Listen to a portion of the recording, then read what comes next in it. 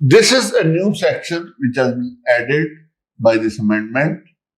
Whoever causes permanent or partial damage or deformity to, or burns or maims or disfigures or disables any part or parts of the body of a person or causes grievous hurt by throwing acid on, by administering acid, कई बार acid पिला भी देते हैं, उससे सारा ही जल जाता है internal system, or by using other means, any other means with the intention of causing, or with the knowledge, intention or knowledge, is likely to cause such injury shall be punished with imprisonment, which shall not be less than kam se kam 10 saal, or even imprisonment of life.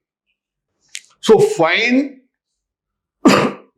can be imposed for treatment of that person. Generally, it is not done. In other offences, if you see, fine goes to the state. But here, fine is imposed to get the person treated.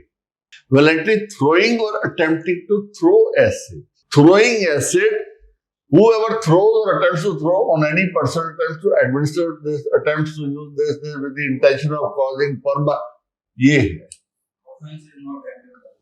Offence हुआ नहीं है, commission नहीं पूरा हुआ, उसमें commission हो गया, वो उसने फेंका है with the intention of causing burns.